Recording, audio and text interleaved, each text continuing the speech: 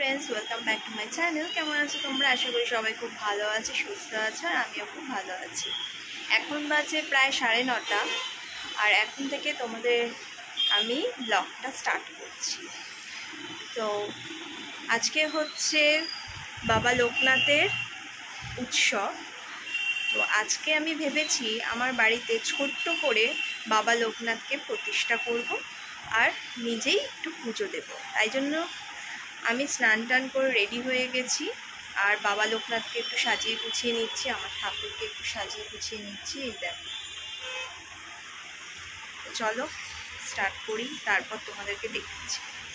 আজকে ছোট্ট করে নিজের মতন করে আয়োজন করলাম বাবা লোকনাথের পুজো। যতটুকুনি সাধ্য ছিল সেই সাধ্যের মধ্যে আয়োজন করেছি, খুব ছোট্ট সামান্যভাবে। আশা করি ভালো করেই করতে পেরেছি, যেইটুকুনি করি।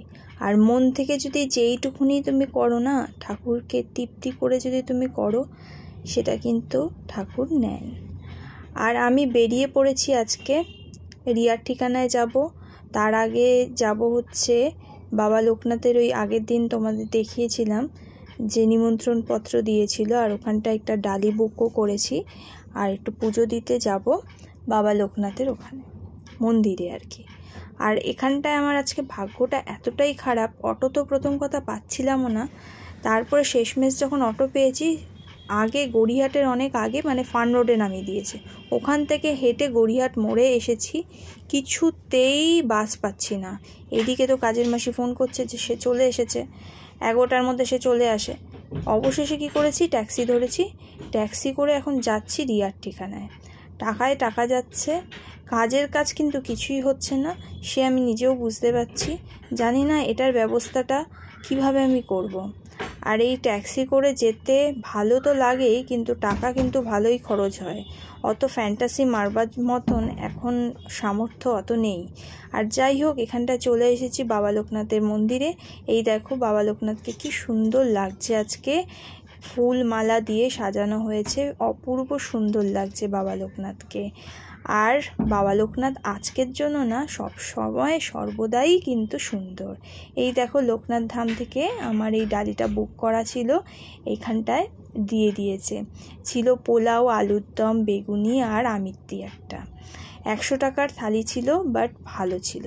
তারপরে এমনি এখান থেকে প্রসাদ দিচ্ছিল বাইরে, ওইখান থেকেও প্রসাদ নিয়ে এসেছি।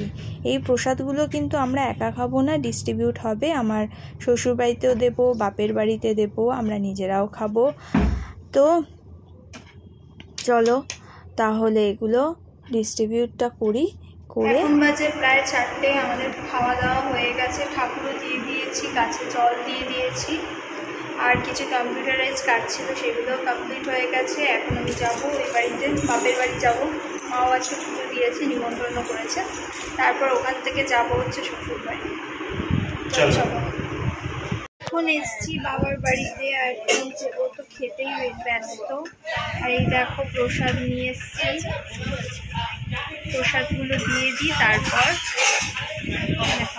এইখানে দেখো মা বোন সব খিচুড়ি খেতে ব্যস্ত, খিচুড়ি আর আমার ওই পোলাও প্রসাদ এখানটা খেতে ব্যস্ত। আর আমি চোখ মুখের অবস্থা খুবই খারাপ, কেন কি খুব টায়ার্ড লাগছে আমার। ওখানটায় গিয়ে শুধু বসেছিলাম না রিয়ার ঠিকানায়, ওখানে কিছু কাজও ছিল, কম্পিউটারাইজ কাজ করেছিলাম। আর তারপর এখানটায় এসে কিন্তু ওই পঞ্চায়েত বলে একটা মুভি বেরিয়েছে, ওই মুভিটা দেখছিলাম। আর শাশুড়ি মা একটু চা করে দিয়েছেন, ওকেও দিয়েছে আমাকেও দিয়েছে, আমি চা খাচ্ছি। মাথাটা দুজনেরই ভীষণ ধরেছে, কেন কি রোদের মধ্যে আজকে যাতায়াত হয়েছে, বিশেষ করে আমার এত শরীরটা খারাপ করছিল, মানে কি করব। তারপর প্রায় 9টার সময় আমি বললাম যে চলো একটু ওই বাড়ি দিয়ে ঘুরে আসি। আর এখানটায় রেডি হয়ে গেছি আমি। দেখো বেরিয়েই দেখছি স্কুটির মধ্যে কে বসে রয়েছে, দেখো এই যে মিনি বিড়ালটা, ও স্কুটিতে কি আরাম করে বসে রয়েছে। ওঠাতে তো ইচ্ছাই করছিল না, কিন্তু কি করব, আমরা তো যাব না কি। আর যাওয়ার পথে জয়দীপ বলে চলো তোমাকে একটা জুস খাওয়াচ্ছি।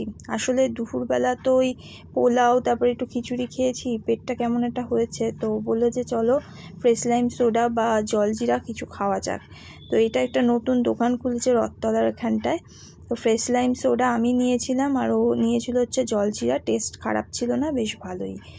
আরও অনেক কিছু পাওয়া যায়, নেক্সট টাইম আবার ট্রাই করব। এই দেখো দোকানটা, দেখতে পাচ্ছ এখানটায় সব লিস্টে কিন্তু কার কত দাম সেটাও লিখে দিয়েছে। অনেক রকমের আছে, স্মল আছে, বিগ আছে, মানে ওই গ্লাস আর কি। তারপর বাড়িতে চলে এসেছি। বাড়িতে চলে এসাতে মা আবার দিল পোলাও আর আলুর দম। আমাদের দুজনেরই পেট পুরো মানে ঢাক হয়ে আছে, কিছু খাওয়ার মতন অবস্থায় আমরা নেই। কোনো মতে একটুখানি খেয়েছি, আর খেতে পারিনি।